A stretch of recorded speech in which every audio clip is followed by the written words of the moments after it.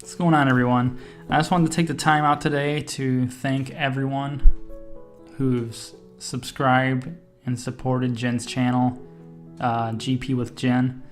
It really means a lot to her, especially now that she can use this platform to raise awareness about it.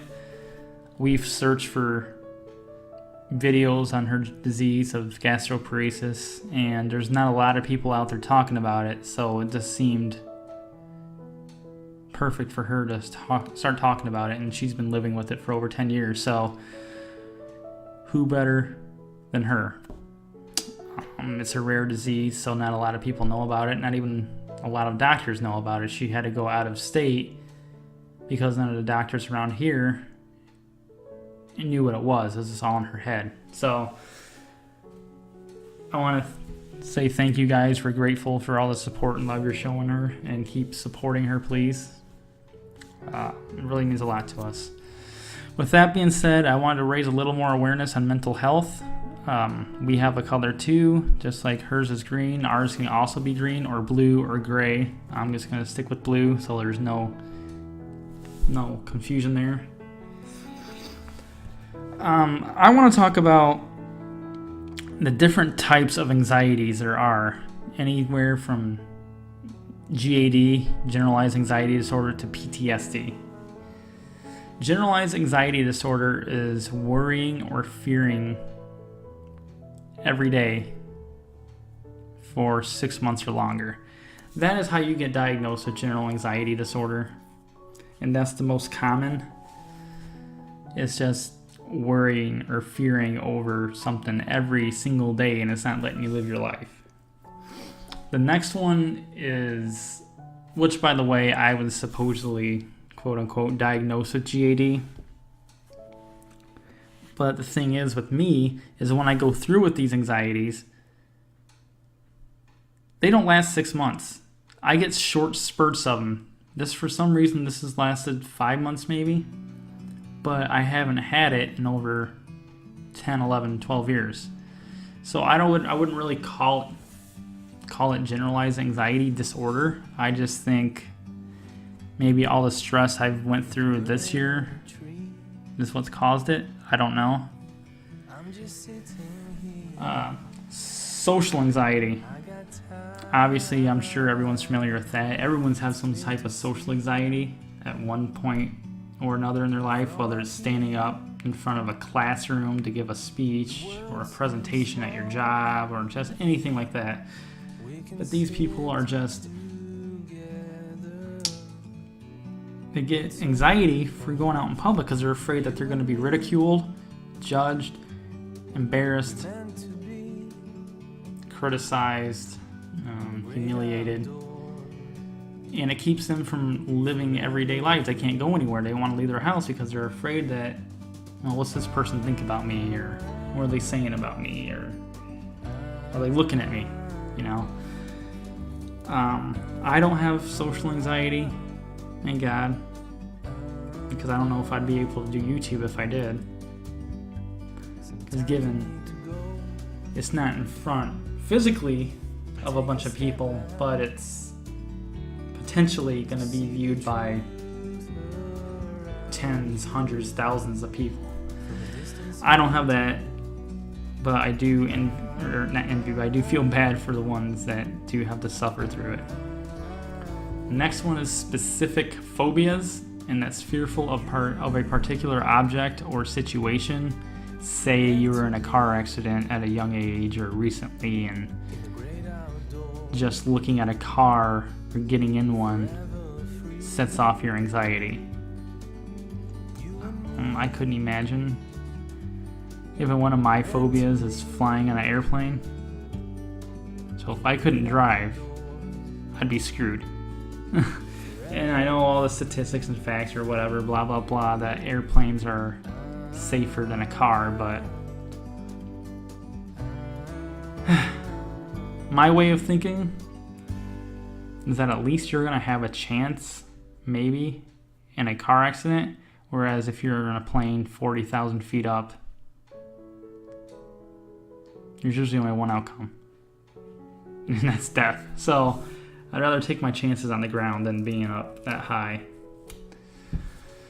Panic disorder. I have a lot of these symptoms for panic disorder. And just to go back to GAD, I think generalized anxiety disorder is a cop-out for doctors just to say, okay, this is what you have because that's all they've heard of. A lot of doctors don't know anything about anxiety, so that's why they're mostly going to diagnose you with GAD.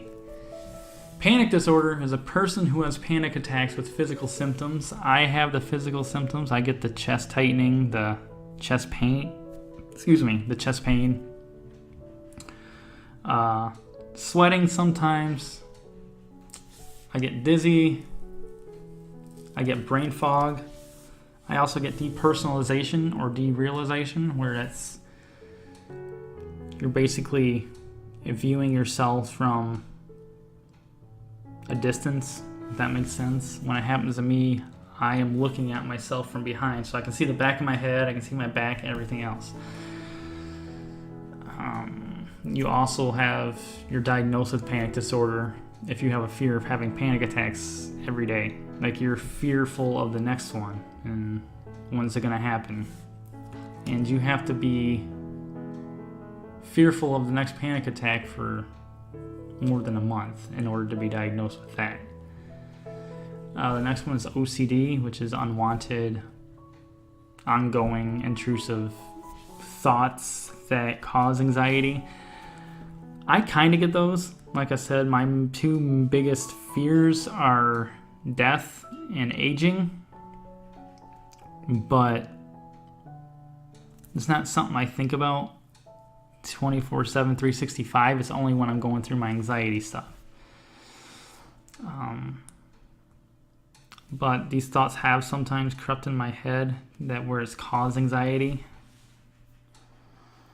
And I think that's what's mainly annoying to me about my anxiety, is because I worry about two things that are going to happen regardless. Happens to everyone. It's inevitable and there's nothing I can do about it. So why worry about it, right? Well, you can't tell my brain that. I don't know why. It's just, it is what it is, and it's very annoying. And it makes you feel like you're helpless, you're lonely, and you're never going to get better. The next one is PTSD, and it's if you've experienced trauma, like a traumatic event, and you can't relax, and you have upsetting dreams. I guess it feels like upsetting dreams. 95% of the time, I remember my dreams, and they're never really upsetting. I mean, once in a while they can be, but for the most part, they're just very realistic. And I can't tell if I'm dreaming or if I'm awake until I obviously wake up, and then it felt like it was so real that my body's stressed out, my brain's stressed out, and I don't feel good the rest of the day. I'm like brain fogged, I'm dehydrated, I'm chest pains, just depersonalization, all of that. So these are different types of anxieties, and a lot of them, like I said, I think generalized anxiety disorder is a doctor's cop-out of saying you have anxiety. It's because they don't know the different types that there are.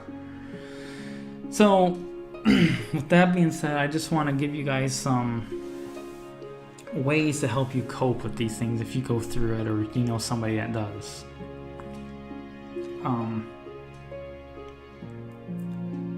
If you feel an attack coming on, you're feeling these sensations, these symptoms, just let them come. Don't ignore them. Don't freak out about them. Just let them come. Accept them. Write down what you're feeling at the time. And as quickly as you let these thoughts and feelings come, they will go away.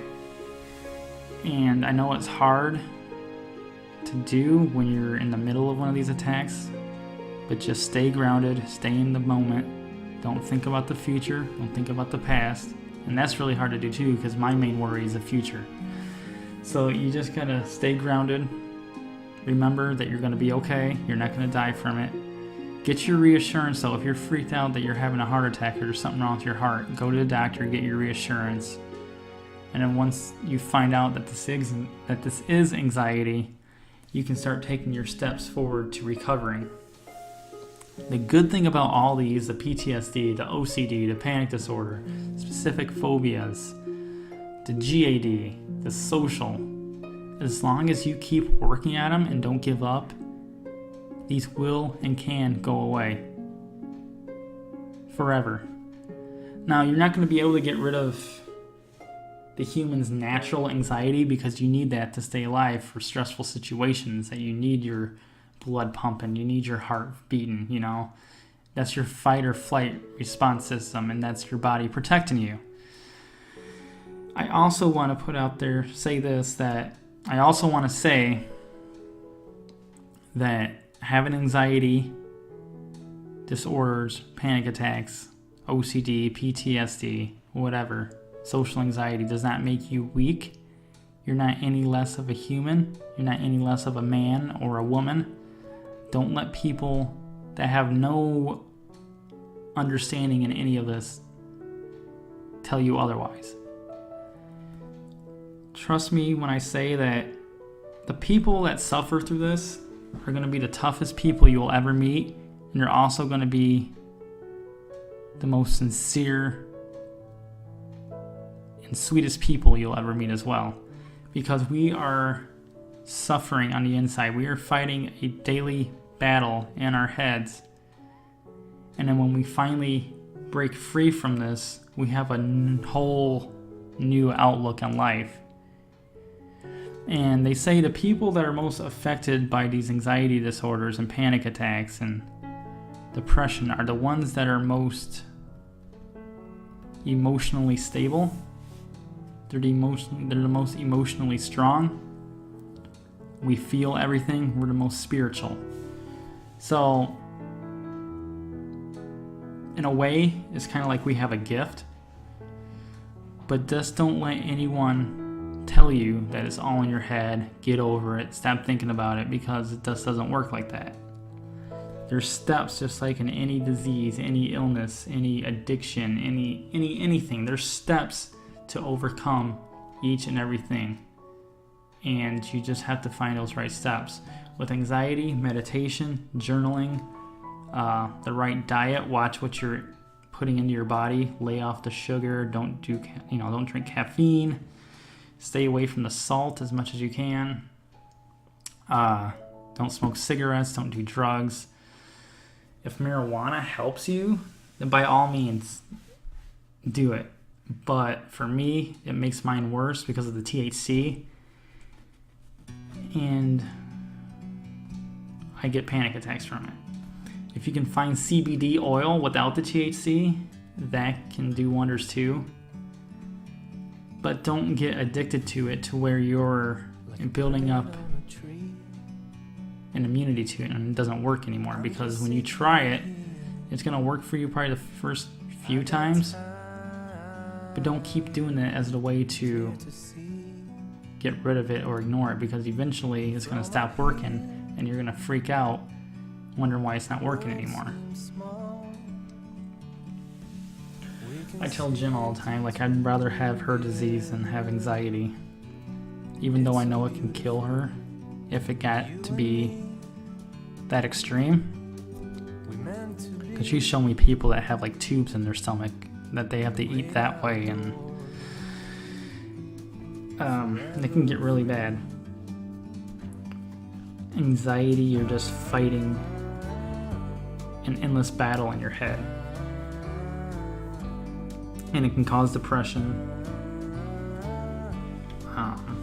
I haven't been suicidal, thank God, and I hope I never get to that point.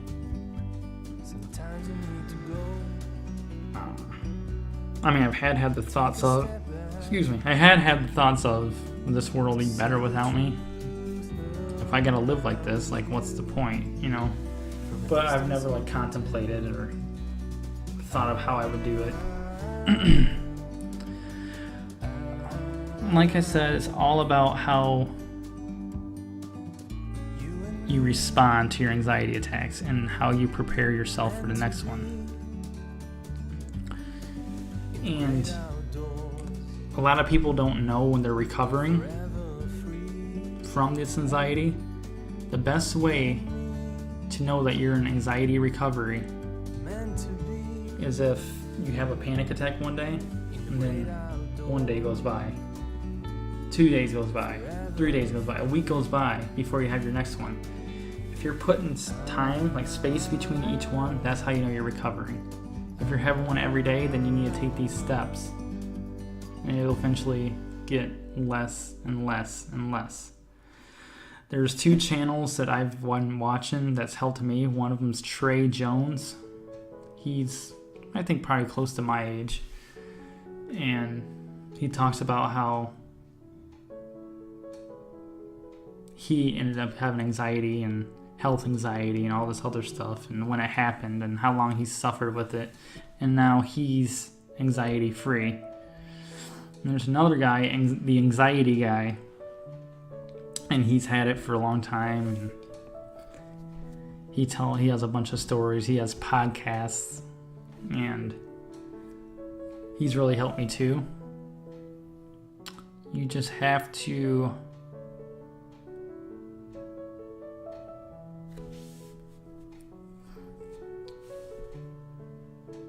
learn how to roll with the punches when these symptoms come on, and just let the thoughts come in and let everything bounce off you, accept them, and go. So the anxiety guy and Trey Jones, check them out. I'll put their links in the description box where you can find them. They have a lot of knowledge, and they help me, and they'll help you, and you won't feel alone. You won't feel like you're the only one in the world suffering through this. So I just wanted to bring some more attention to it. I feel like a lot of people are either too ignorant to look into this, or they don't think it's serious enough when indeed it is.